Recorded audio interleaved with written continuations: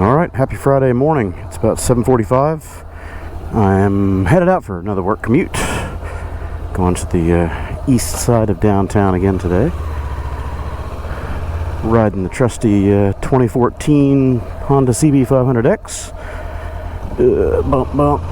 And I've still got plenty of fuel for today's tasks. Half a tank, that'll get me much further than I need to go. Weather feels good out here this morning. It was just horribly sticky yesterday.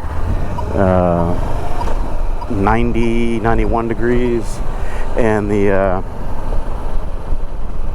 feels like temperature was 105. It was so humid. Awful. I was dripping through every stitch of clothing I had on. But this morning is a nice, fairly crisp 75 degrees. Feels good out here. I will be working all day, so I can't get out and enjoy this fantastic riding weather while it is presenting itself, but c'est la vie. Take care of the responsibilities first, that way the fun is even more fun later, and no worry or regret, right?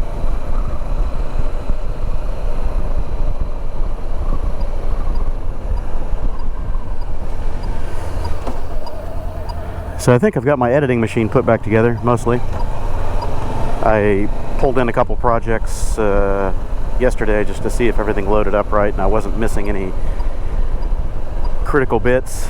All my paths are set correctly again and all that good stuff, but I haven't checked to see if all my editing filters and add-ins and all that for Adobe Premiere are in place.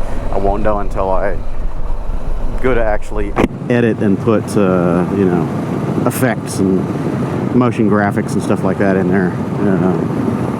That's when it goes, oh, you don't have this, oh, you don't have that, oh, you need to install this.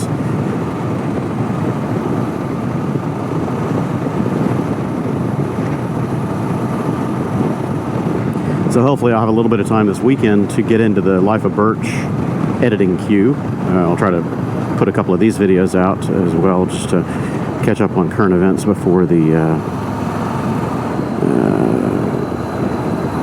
daily vlogs get too old, but and also give kind of a status update of where the Birch trip and the editing and all that hopes to be. You gonna go? You gonna go while we can? You gonna go? You gonna go? Of course not. You're gonna make us wait. You're gonna wait until the last second, and then nobody can go. Yep. What a tool. On the cell phone, I could see her head looking down in her lap. Go doesn't signal, I'm gonna go.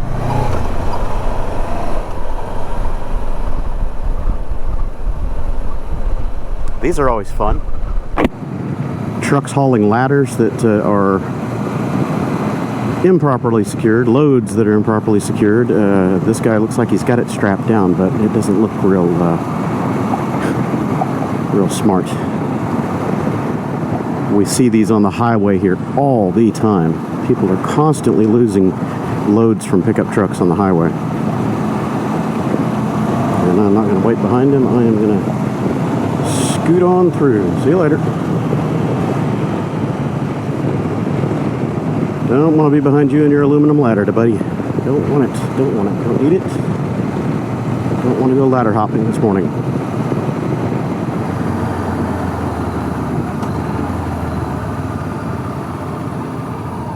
Yep, on the phone.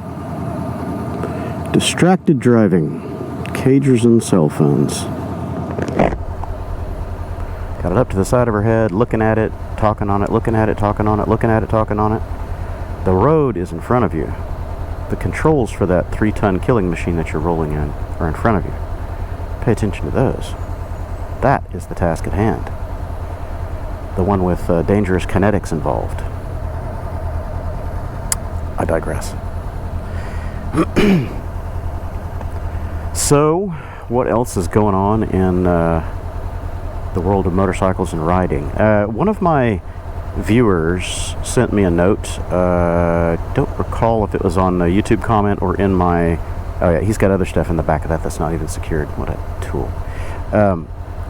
One of my viewers mentioned that he's hearing rumors that Honda might be bringing the ADV 350 to the USA.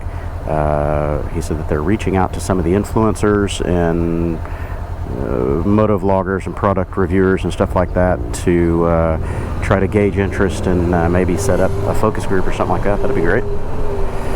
I doubt that I will receive a call. I haven't received any calls from Honda about any bikes or anything in my YouTube career, but sure would be nice. I think I've helped them sell a ton of bikes over the years, especially Super Cubs and PCXs and small bore stuff like that. So I think it would be a good fit.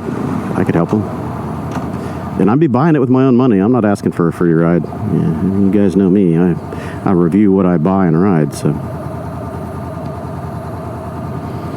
I think the ADV 350 would be kind of the ideal middleweight bike / scoot, because it's going to be easy to ride. It has plenty of power to do highway speeds. You can, use it for commuting. You can use it for touring. You could do pretty much whatever you want to do on it. I'm going to get over here now while I can. Sorry.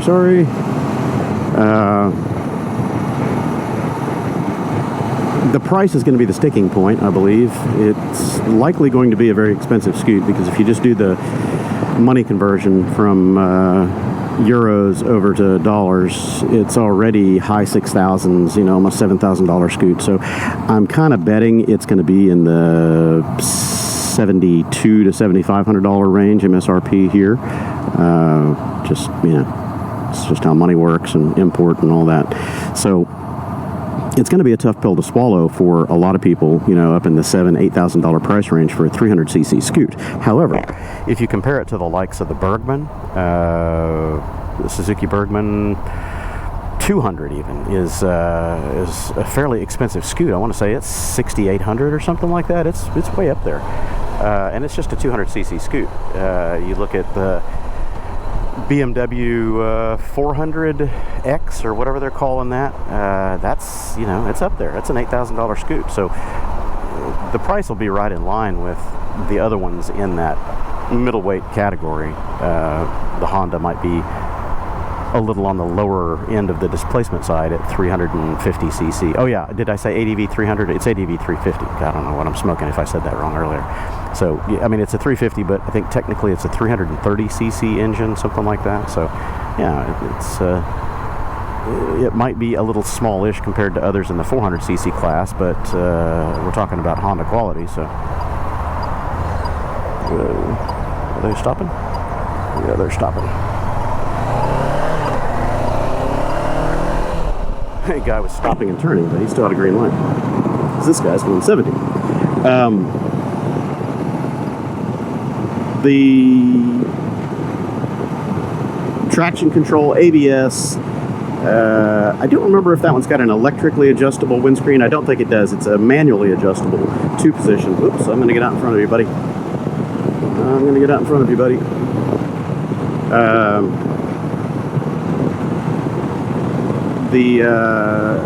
The Forza 350 has electrically adjustable windscreen.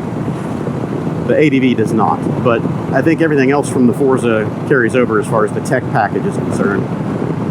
HSTC, which is their traction control, the ABS and all that. So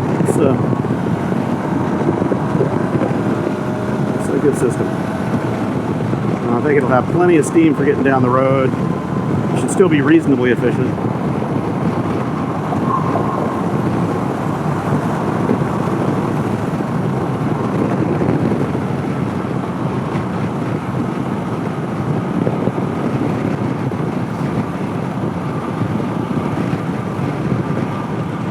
The temperature feels great out here this morning.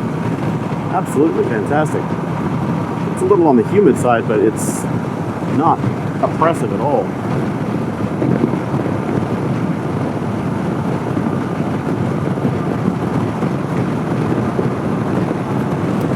Pass you, sir, bus. I don't want to eat your rocks and pebbles with your rear tires.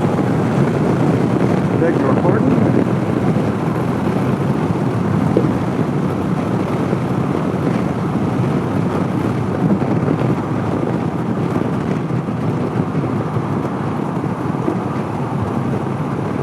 I still haven't set the slack on my chain. I need to do that. It's a little loose. It's loose by about 3/4 of an inch, maybe an inch. There's too much on-off throttle lash. It was a brand new chain before I left on the trip, and I may have had a little bit too much slack in it to begin with, but it's definitely got too much slack now. The initial stretch and wear in on chains, you know, usually your first couple thousand miles, they're going to wear in just a little bit. After the first adjustment, they're usually good for a long time, at least on street bike chains, sealed chains.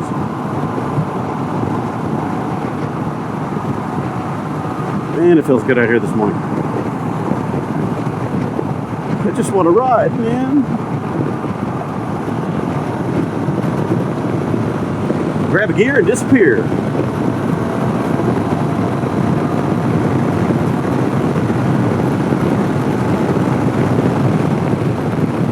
Quite make it.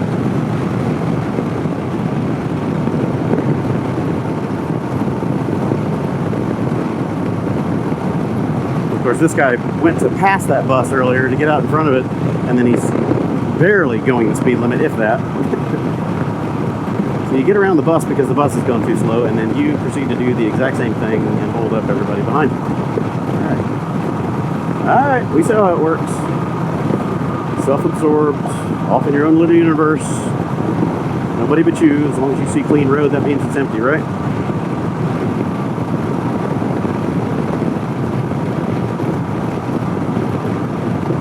Whoa! This guy just took out a picket, weaving all over the road, not paying attention. It's definitely distracted driving there, you can tell. Tailgating, driving too fast, they're on their phone.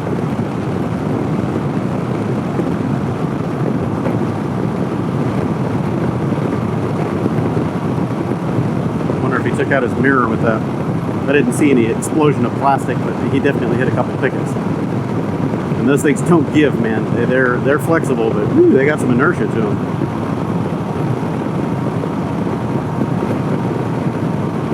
And now I'm going to be stuck right next to this tit.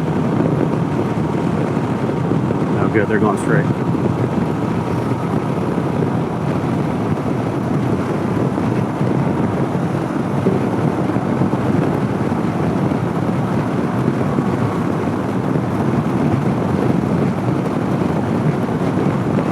Traffic is surprisingly light for 8 o'clock in the morning. I don't know what's going on in the world today. Everybody decided to not go to work, I guess. I wish I were one of them, but I do have work to do and bills to pay, so gotta go chase that almighty, grungy, dirty, dwindling dollar. I have to keep remembering that my speedometer is off. It's 5 miles per hour slow compared to real speed. I'm cruising along at 65 trying to be nice, and I'm actually going 70, 71.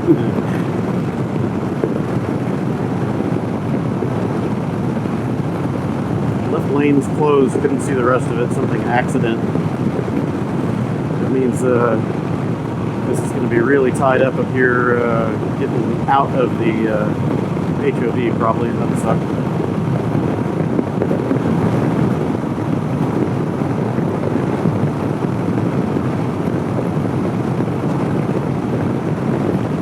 Quite a few constables out here on the highway. That's a good thing. I'm actually glad to see it, at least as a deterrent for all the crazy 100 miles per hour jack-offs that have just gotten so comfortable and complacent with threatening and being shitheads. Like this guy here trying to scoot up and block me. No, I don't think so. Driving slow, continue driving slow. Shouldn't much. Get in front of me and block me.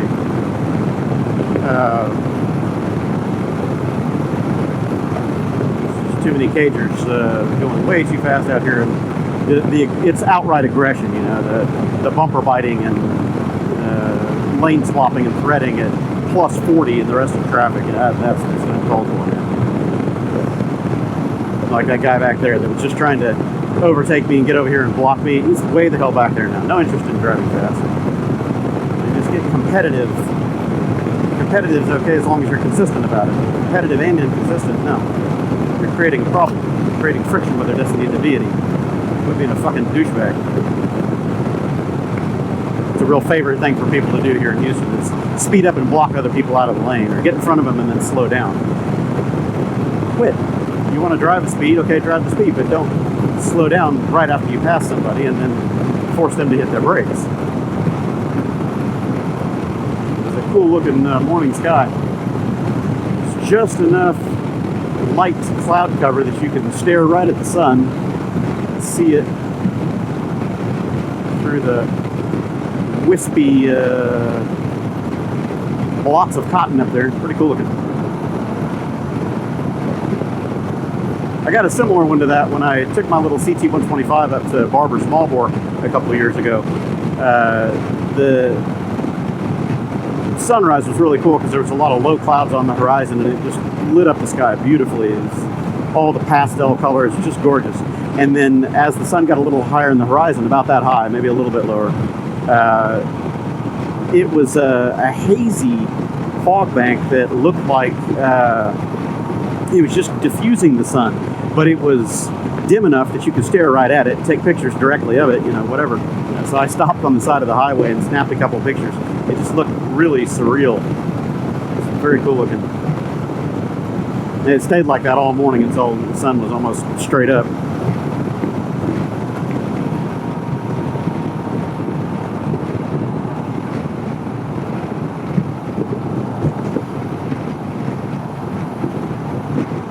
What's this guy doing in this van?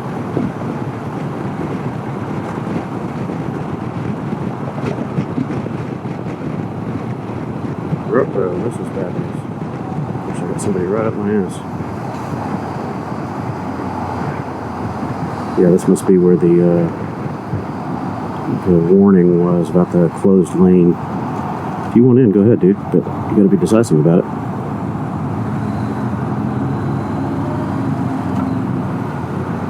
Yeah, something about left lanes closed, so this is gonna get ugly up here, I guess.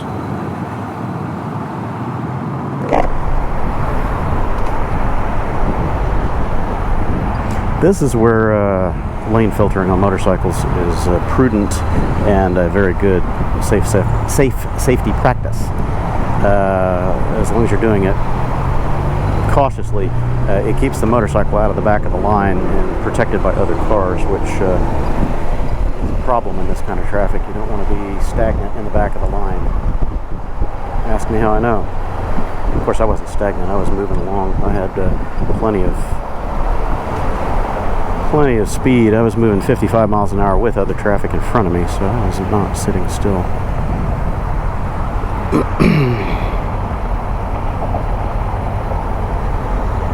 Well, I should have taken an alternate route. Had I been able to read that warning sign, I would have known to avoid this particular stretch of road.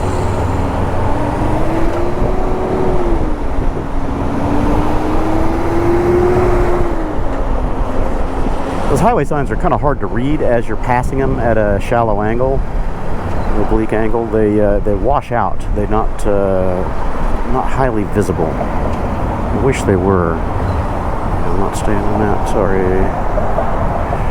Might end up filtering through here, ladies and germs. I don't like this. Don't like this at all. The problem with filtering through traffic like this is everybody and their dog is shagging lanes without signaling or any warning. So you end up right next to somebody as they scoot over and you got nowhere to go.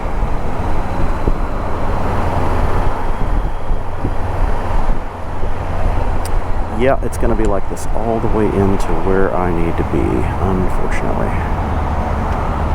I need to exit Washington.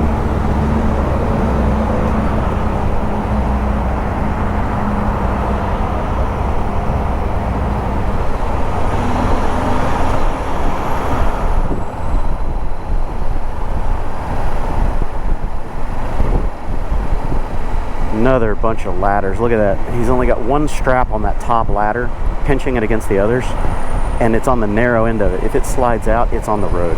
What a complete dick.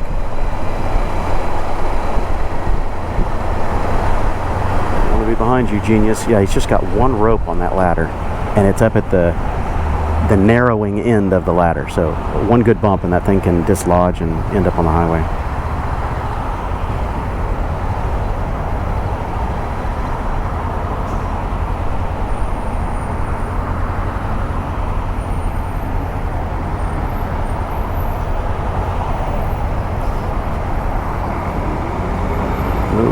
footer, not going to be too easy this time.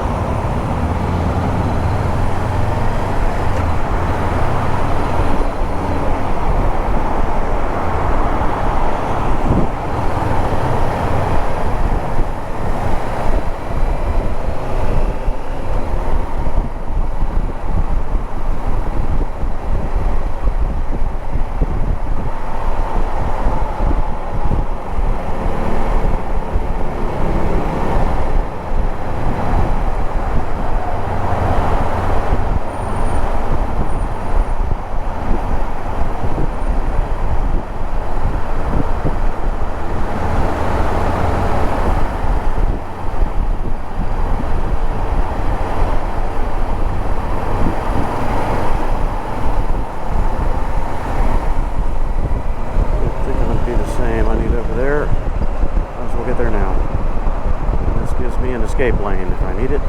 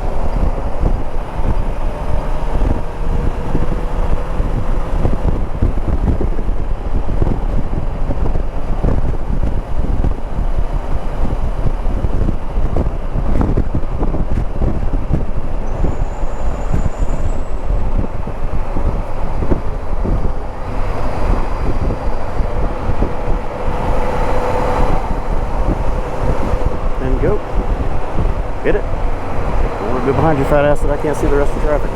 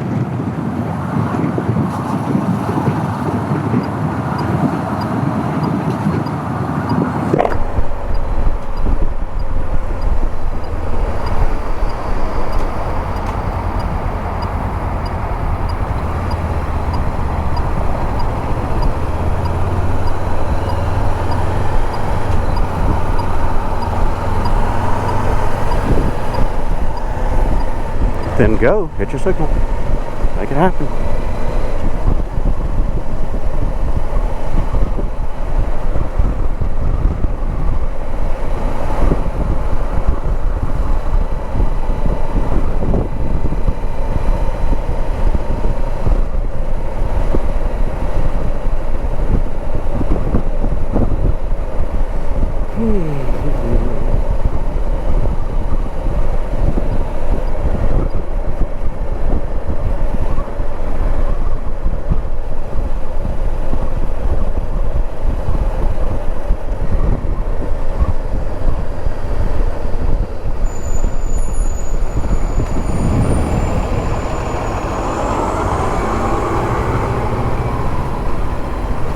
If the bus is going, I'm going.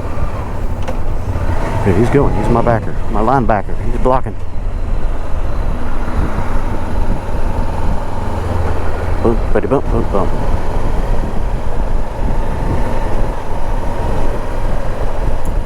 So, I'm stopping at a buddy of mine's high-rise over here just down the street. I've taken you there a few times. We'll be parking the bike there, and then we're going to continue on into downtown, or past downtown, I guess. Grab a breakfast and go work. Pulling a bunch of old access control systems out, old Honeywell HID. I'm just guessing it at over 30 years old. It's really old, and it hasn't been in use for ever. the client that's in the building now, or the owners of the building, I should say, disabled that system. They pulled down the mag locks and returned all the door strikers to standard door strikes a long time ago, 10 plus, 15 plus years ago, I guess. And this old access control system has just been there. The HID readers are lit and powered and all that, but they don't do anything, and they need a new access control system. So we're pulling a new Ubiquity access in there, enterprise access hub, and actually two of them, and a couple of individual door access controllers, whole bunch of mag locks, whole bunch of mag strikes, passive infrareds, you name it. It's going to be about 15 or 20 doors, so it's a long project. We've already got a bunch of the Ethernet run for the Ubiquity readers, cameras, but we don't have a lot of the other low voltage stuff pulled, the 4-wire stuff for the passive infrareds and all that. So we're probably going to use some of their legacy wiring as pull string and just pull some of it through and get the rest of our wiring done for handfuls of the doors and stage it up. We got 2 exterior doors that we need to get done today if possible, and then after that we'll concentrate on the other stuff that needs done, door position sensors and door alarms and things like that for hold open, and good stuff.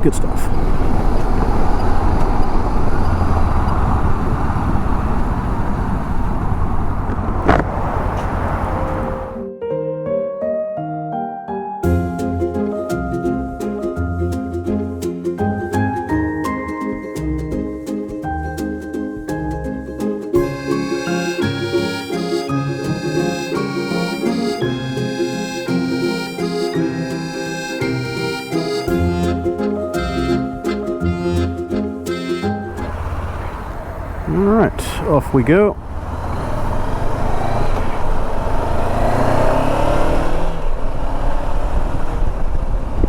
Knocking off a little early today. It's only about, 1:30, 1:45. Try to get a head start on the traffic rush. A crazy cold front blew through just a few minutes ago when we were downtown. And I mean, like, serious cold front. It was 35 mile an hour winds and just cold, and it was sprinkling a little bit, raining sideways, and then now it's gone. You can see it kind of blowing off over there to the northeast. It was windy, but now it seems to be gone, and I'm gonna get out of town before rush hour hits. Friday rush hours in Houston, no damn fun.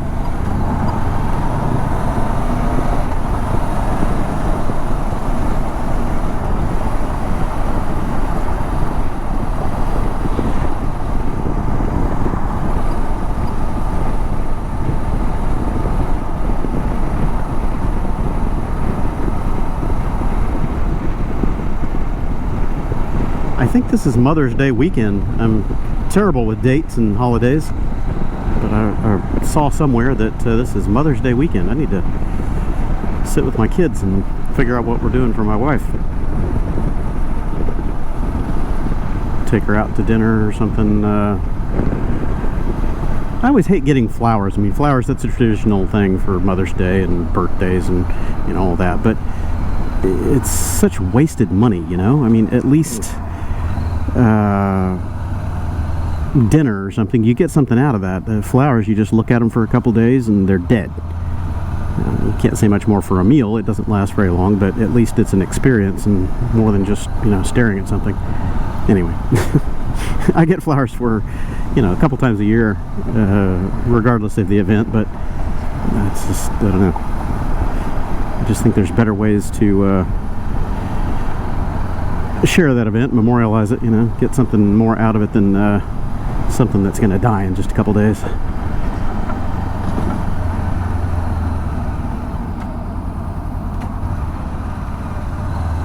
Ooh, it's getting steamy.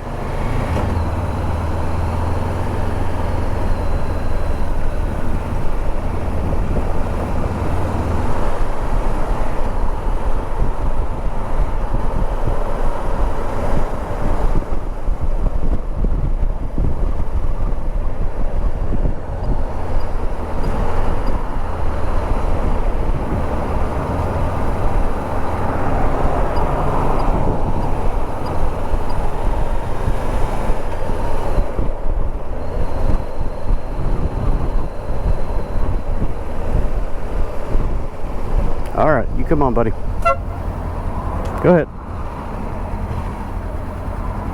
Just trying to get all the way over.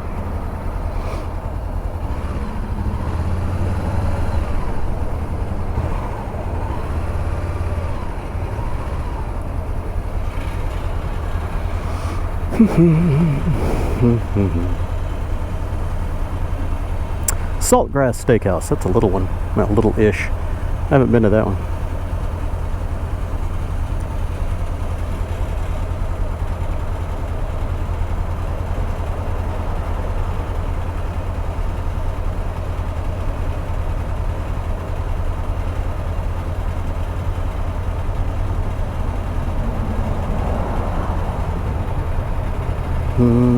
It is green, people. Come on. Come on. Nothing but empty road. Get off your phone.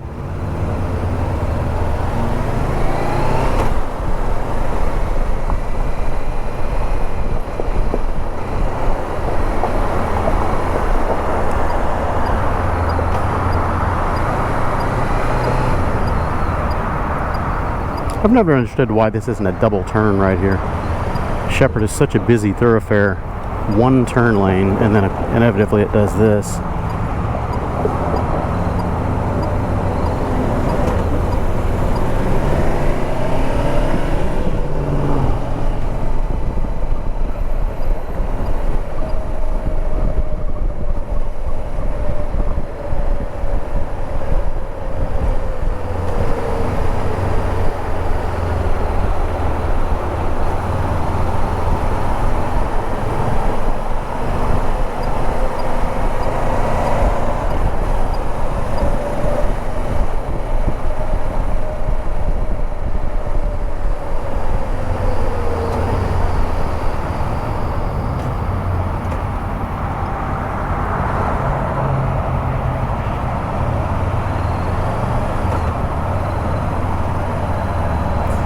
O'clock, 1:30 in the afternoon, yeah, 1:30-ish, and it's already this bad on I-10.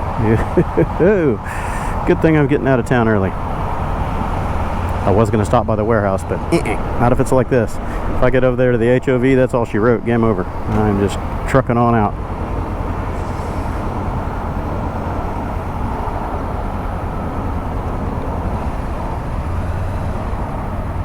I was just watching Mr. Fish's video that he dropped this afternoon. He got an NX500. He traded in his Africa Twin, or sold it, and now he's got an NX500. I am looking at that bike. Very interesting. I'm gonna get past you, buddy. Sorry. This guy is just a little too passive, and his buddy. I am not sitting in that. Sorry, filter time. Bye-bye, kids. There's plenty of extra room. Gonna make it happen. So sorry. So yeah, he got an NX500, and he's talking about all the mods that he's going to put on it, stuff that he's going to transfer over from other bikes. He needs to get him some luggage mounts and all that, but that's really cool. Honda has announced the NX500 for the US market, but it's not on their website yet. There was an Instagram post that the official Honda North America put up a week or two ago, and said, the NX500 is coming. That's cool. It's essentially a 500X with a facelift. It's got a TFT dash and a pug nose to it. It looks like somebody hit it in the face with a shovel. Not a traditional beak ADV style, but more of a very flatted out Paris-Dakar type front end. So that's okay. I'm not super keen on the looks of the front end, but the new headlight, the TFT dash, I think it even has the torque control, the HSTC. I'm not sure about that, but it definitely has the ABS and the upside down front forks and the dual front discs and all that, so that's cool. It'll be this, you know, just slightly revised ergonomics and newer tech, better suspension than this, of course. So that's cool. I'm eager to see what his thoughts are on that and hear his opinions, because he's a very experienced owner of a lot of these bikes. He started out his channel several years back when I first started watching his content on CB500X. I believe he had a red one. He's had two of them, if I recall. I know one of them was a red 500X that he had, and then he sold it off and had different things. And he's had a couple of Africa Twins now, Super Cub, of course. He's got a handful of fun bikes. So he's a much bigger guy than I am. He's, I don't even know how tall he is. He's a big dude, 6'2", 6'3", something like that. Much bigger build and stature than I am, so his thoughts on ergonomics won't really resonate or align with what I experience, but everything else as far as the utility of the bike and reliability, rideability, all that are going to be pretty similar. So good on you, Mr. Fish. Congrats on your new NX500. That's awesome. I love my 500X. I may never sell it, but if we ever got the NT1100 here, I would trade my Rebel 1100 in a heartbeat. I mean, just done, gone, you're out the door. Because it's the same engine with the Africa Twin Tune and these ergonomics. It would be fantastic. But I've also been shopping the NC750X as a potential augmentation or replacement to this. And then the NX500, of course, which is just brand new. It hasn't been released here yet. But the NC750X is available in a DCT, which is pretty cool. So, I don't know. I'd have to look real hard at... okay, zoom. Jesus, well over 100. I'd have to look real hard at the NC750X versus the new NX500. They're not quite the same animal, of course, but as far as ergonomics and just overall look and feel, I'd have to sit on both of them and see which one suits my fancy better. But I don't know if I would sell this or keep it. At that point, I would have another, a duplicate of this layout, so I wouldn't need this one, but I don't know that I would get much trade-in out of this. I could sell it private party and get maybe, $3,000 US, $3,500, something like that. I mean, it's in perfect shape and it's got plenty of upgrades, but let's be realistic, it's a 10-year-old bike, so it's not going to fetch that much on a trade-in for sure at a dealer. They give me $1,500. Screw it, I'll keep it for that much. Private party sale might be worth it, but yeah, I don't know. I've always liked the 17-inch front wheel on this one. Cool car. Nice. I've always liked the 17-inch front wheel because it's a little bit more sporty and you've got a much better selection of rubber. So, for example, the Michelin Pilot Road series, and now just called the Road series, Road 5 and 6, they don't have that in the 19-inch hoop size, I don't believe. I've not really shopped it. I just know that the Road series tires are pretty much 17-inch fitment only. So that would push me into another brand, maybe Metzler's or something else, and I don't know if I'm as keen on those. I mean, sure, there are plenty of good tires out there, but I'm such a Michelin fanboy as far as their road feel and longevity, and most importantly, wet weather performance, because, down here on the Gulf Coast, you just never know what you're going to run into. They're just predictable. You never have to worry about them. They're going to do their job. And they're pretty long wearing too for sporty tires. They're not sport tires. They've got enough durability to them that they last a while.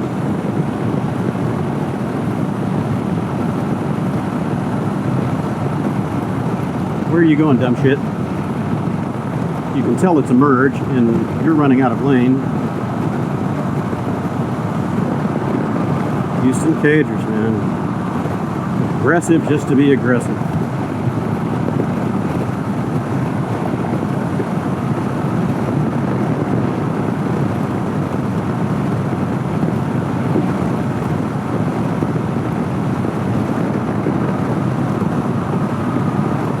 I'm still trying to find the new happy medium on this bike for Houston cruising speeds.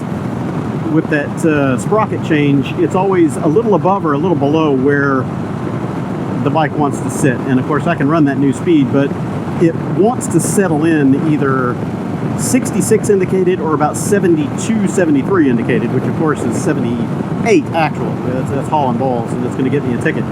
So I've either got to be under that or over that, and unfortunately, you know, Houston traffic, you're witness here, everybody speeds so fast, it's hard to run at, you know, between 65 and 70 miles per hour actual, because everybody's just going to run your ass over. That 16-tooth sprocket change on there moved the power band of where the bike wants to sit at freeway speeds. It did pretty well on my 3,100 mile trip to Maryland and back last weekend. I was getting mid to high 60s mile per gallon out of it at a steady, you know, 70-ish miles per hour. I was probably averaging about 72 most of the time. Early in the trip when I was going through all the rain, it wasn't so great, but after that, it doing quite admirably. In fact, I think it got the best economy it's ever gotten, short of going real slow, like 55 miles an hour in the back twisties or something. But just for long, steady highway slogs, it turned in a corrected fuel economy of 69 point something on a full tank, like 220 or 230 miles. Was 64 calculated, but when you correct it for the 6.25% discrepancy on the sprocket, it was 69 and change. So it's pretty good, man. I don't think it's ever gotten that high on just a straight highway run, because it's got, you know, a big windscreen. I've got, you know, racks off the side. I didn't have panniers on it during the trip, but I did have the top box and a big rollback on the back seat, so they add some drag compared to a naked 500X.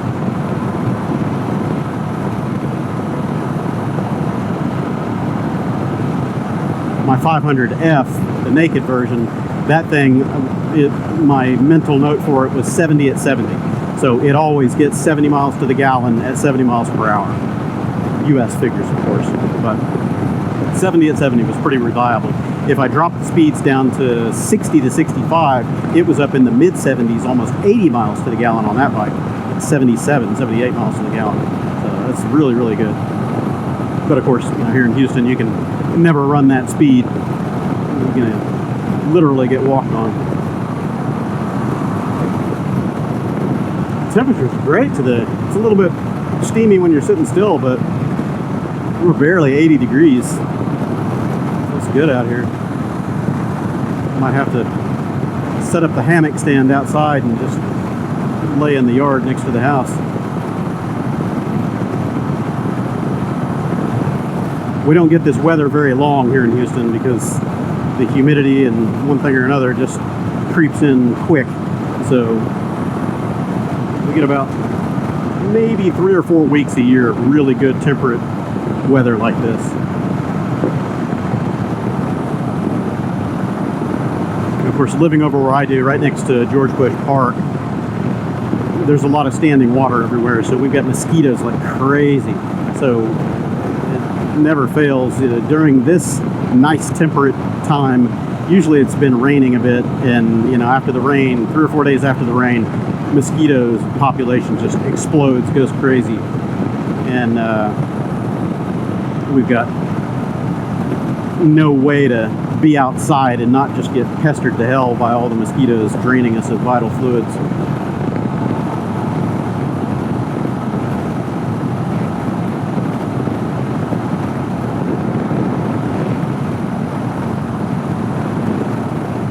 Get out of the left lane, fat boy. So my work tasks for today are pretty much done. I mean, the long project that we're working is going to be a couple week thing. Man, we're going through this old building and trying to figure out how to retrofit these doors that have already been drilled with, you know, new equipment. So drilling them fresh is not an option. You know, starting clean is always the easiest. We're trying to adapt existing mounting holes and not screw stuff up, and we're cutting through aluminum U-channel stuff on these door and window supports for the exterior doors. Oh my god, what a pain in the ass. We're eating through bits and Dremel grinding wheels and everything, just like crazy. I can't even count how many tools we lost today just burning through them. So we'll be continuing on that. But my work tasks for home, once I get settled in at home, I got some billing that I'm going to take care of, and I want to finish putting my editing station together, and hopefully I can get a couple of videos crunched out, ride vlogs, and get into editing the Life of Birch ride. That'll be fun.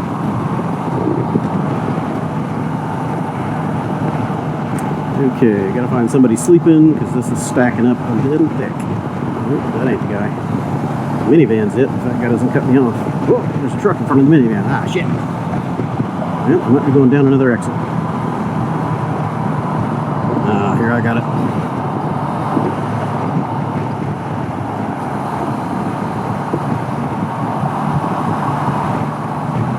So one thing on a bike, man, if you're having to get through a bunch of lanes and thread through traffic, don't get on the brakes. It's better to speed up and thread through than to slow down, because man, you are going to get punted.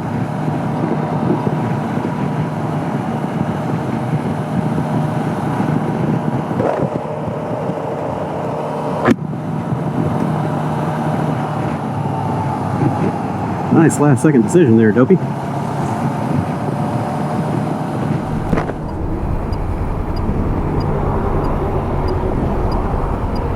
It's a nice looking Bimmer. I wonder if that's a 4 Series convertible, what that was. It was good looking. I don't like BMWs much anymore. I like the way they look, but I don't like owning them. I had enough of that with mine. They're very expensive to maintain, and their quality control has gone to shit over the last 20 years or so. They used to, well, even longer than that, for that's 25 plus. My last BMW that I owned was a 93 M5, E34 M5 that was massaged for a lot more horsepower. Custom head work and exhaust and chip and intake and you name it. It was putting down some power. But anyway, that was the last of the hand-built BMWs, I think. And all the rest of them have been assembly line and, you know, made everywhere else except for Germany, it seems like. And God, they're expensive to maintain. Their magic number is, you know, a couple $1,000. Anything goes wrong, a couple $1,000. You gotta, anything minor, a couple $1,000. If you got the active suspension and stuff like that, ooh man, pony up, because you're gonna be paying $4,000 plus every single time it fails. Minimum $2,000 a corner. Oh, screw that. I just cannot see burning that kind of money anymore.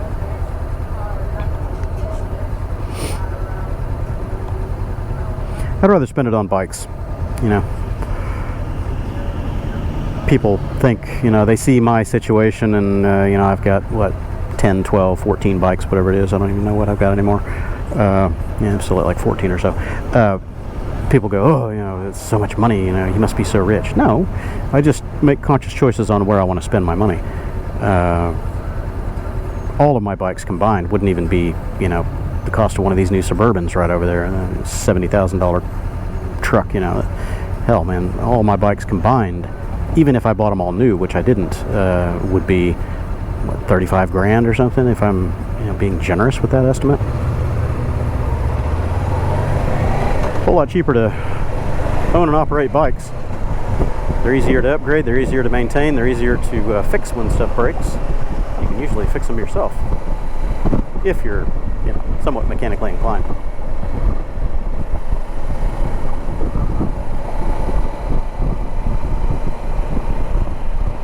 that's the real problem with a lot of modern vehicles, is more and more they're going black box. You can't do anything to them.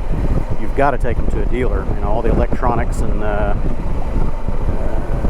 convenience packages and all the crap that they build into them is not user serviceable at all. And you know, once they get old enough, you know, let's say 6 to 8 years old, something like that, chances are there's enough used parts out there on the market from salvage and stuff like that that you can eBay it, or, you know, salvage yard it or whatever, and find replacements for whatever's going wrong on your box or, you know, car. I just call them a box these days. But if they're moderately new, especially if they're still under factory warranty, you're stuck with taking them to the dealer and getting raped on service, because the service ain't included for free. Even if they're under warranty, warranty is always a double-edged sword, because you've got to maintain them well, or the manufacturer will find a reason to void the warranty and not honor a claim if some catastrophic thing happens. But you know, dealer labor now has gone through the roof, man. $150 to $200 an hour, and they charge book rate for everything. So even if it's, you know, a 10-minute procedure, if the book says it's an hour and a half, you get charged an hour and a half. Come on, man. Crazy.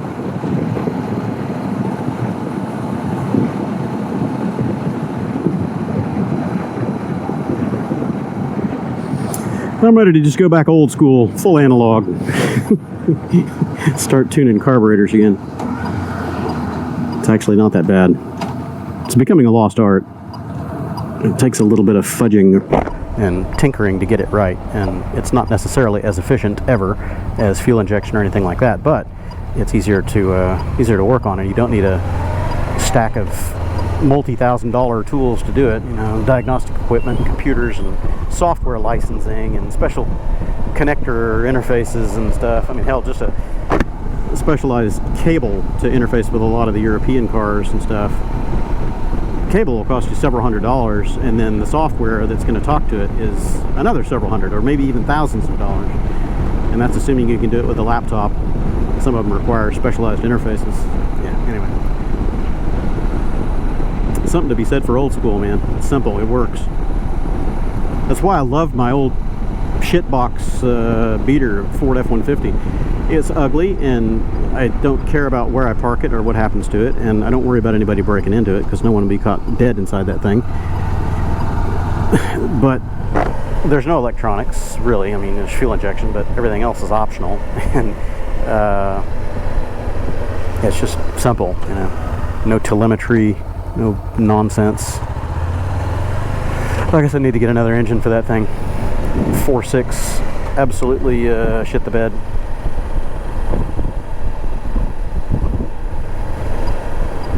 Four sixes are actually pretty good motors. They're not too bad. They're more under stressed, and they tend to have a little bit fewer problems than the what was the 5.4s.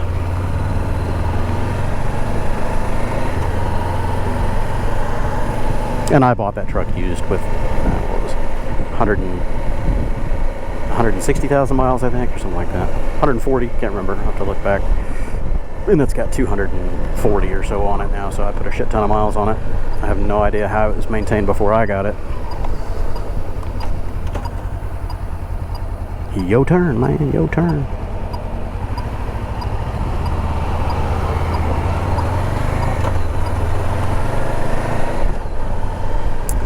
Alrighty, well, end of a work week. Well, kinda. I'm going to be working tomorrow, but it's the end of the official work week.